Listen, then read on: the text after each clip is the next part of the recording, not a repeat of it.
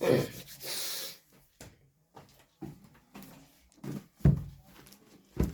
Dear students, come into the class. आइए हम लोग क्लास 12 के फिजिक्स चैप्टर देखते हैं। प्रकाश विद्युत प्रभाव एवं द्रव्य तरंगे। आज आप लोगों को बताया जाएगा प्रकाश विद्युत प्रभाव, फोटो इलेक्ट्रिक इफेक्ट। प्रकाश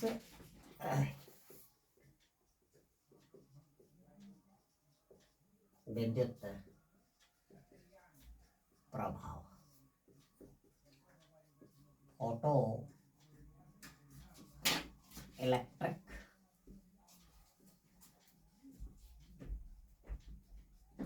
इफेक्ट। क्या होता है? जब किसी धातु की सतह पे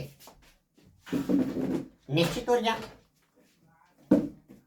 और यह ऊर्जा कितना, उस धातु के कार्यफलन के बराबर या कार्यफलन से ज्यादा। तो क्या था, जब निश्चित आवृत्ति या उससे अधिक आवृत्ति का प्रकाश धातु की सतह पे आपतित किया जाता है, जब किसी धातु के सतह पर उस धातु के कार्यफलन के बराबर या कार्यफलन से अधिक,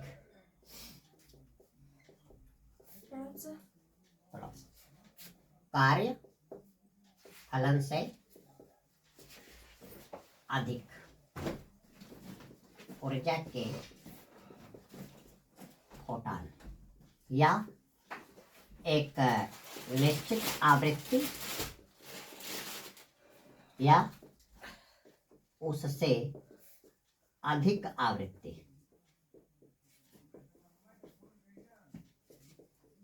का प्रकाश आपतित किया जाता है, तो धातु के पृष्ठ से मुक्त इलेक्ट्रॉनों का उत्सर्जन होता है। तो धातु के पृष्ठ से मुक्त इलेक्ट्रॉनों का उत्सर्जन होता है, जिसके कारण उस धातु से विद्युत धारा की उत्पत्ति हो जाती है, जिसके कारण धातु से प्रकाश के प्रभाव के कारण विद्युत धारा की उत्पत्ति होती है। विद्युत धारा की उत्पत्ति होती है, ठीक है। यह प्रभाव प्रकाश विद्युत प्रभाव कहा जाता है। यह प्रभाव प्रकाश विद्युत प्रभाव या फोटो इलेक्ट्रिक इफेक्ट तथा उत्पन्न हुई धारा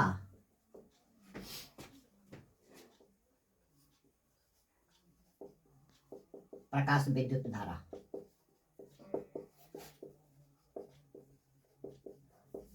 या photo electric current, photo electric क्या कहते हैं, करंट कहते हैं, ठीक है। जो न्यूनतम आवृत्ति किसी धातु के पृष्ठ से इलेक्ट्रॉनों के उत्सर्जन के लिए आवश्यक होती है, क्योंकि E बराबर क्या होता है, h म्यू, और h का मान क्या है, कांस्टेंट है। h आपका क्या है, प्लैंक्स कांस्टेंट है, जिसकी वैल्यू 6.606 जूल सेकंड होता है। तो ऊर्जा क्या हो जाएगी, E प्रोपोर्शनल टू क्या हो जाएगी, म्यू, ठीक है। क्योंकि आपका क्या कह रहा है, E equal to h mu, और h क्या है आपका प्लैंक कांस्टेंट, कांस्टेंट है। ये आपका Planck's constant equal to 6.6260 into 10⁻³ joule second. तो क्या कहा, ऊर्जा आवृत्ति के समानुपाती होगी। तो किसी धातु के पृष्ठ से फोटो इलेक्ट्रॉन निकालने के लिए एक न्यूनतम आवृत्ति होनी आवश्यक होती है। ठीक है, तो मेन पॉइंट है क्या है, आ गया धातु के पृष्ठ से इलेक्ट्रॉनों के उत्सर्जन के लिए न्यूनतम आवृत्ति होना क्या होता है, आवश्यक होता है। उस न्यूनतम आवृत्ति से कम आवृत्ति होने पे, उस न्यूनतम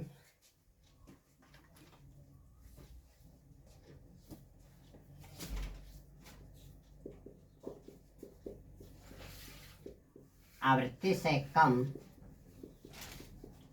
आवृत्ति होने पर धातु के पृष्ठ से इलेक्ट्रॉनों का उत्सर्जन नहीं होता। तो वह न्यूनतम आवृत्ति जो धातु के पृष्ठ से इलेक्ट्रॉनों के उत्सर्जन के लिए रिक्वायर्ड होती है, वह न्यूनतम आवृत्ति जो धातु के पृष्ठ से इलेक्ट्रॉनों के उत्सर्जन के लिए आवश्यक होती है, उस न्यूनतम आवृत्ति को, उस न्यूनतम आवृत्ति को क्या बोलते हैं, देहली आवृत्ति। देहली आवृत्ति या क्या बोलेंगे, थ्रेशोल्ड फ्रीक्वेंसी। देहली आवृत्ति या बोलते हैं थ्रेशोल्ड फ्रीक्वेंसी कहा जाता है। और आप क्या जानते हो, E equal to H mu nought. यहाँ पे म्यू नॉट आपका क्या है, थ्रेशोल्ड फ्रीक्वेंसी है। यहाँ पे म्यू नॉट क्या है, आपकी देहली आवृत्ति या क्या है, थ्रेशोल्ड फ्रीक्वेंसी। और आप जानते हो क्या, C equal to mu nought lambda nought हो जाएगा। तो यहाँ पे आपका हो जाएगा mu nought equal to C upon क्या हो जाएगा, लैम्डा नॉट। एक निश्चित आवृत्ति के तहत एक निश्चित तरंग दैर्ध्य होगी। ठीक है, तो यहाँ पे आपका जो लैम्डा नॉट हो जाएगा, ये हो जाएगा देहली तरंग दैर्ध्य। देहली तरंग दैर्ध्य या इसको आप बोलोगे थ्रेशोल्ड क्या फ्रीक्वेंसी। एक चीज आप देखोगे, जब आपकी फ्रीक्वेंसी मैक्सिमम होगी तो लैम्डा क्या हो जाएगी, मिनिमम हो जाएगी। ठीक है, जब आवृत्ति का मान क्या हो जाता है, मैक्स हो जाता है, तो उस आवृत्ति के लिए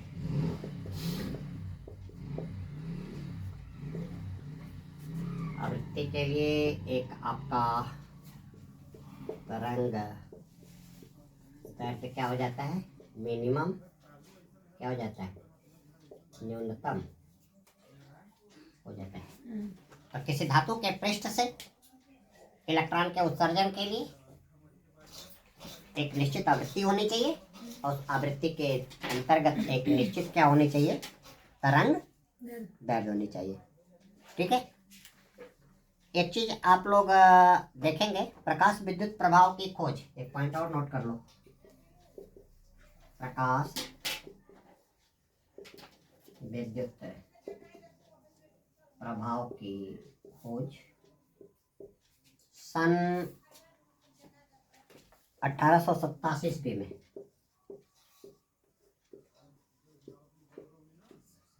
हार्टज ने किया।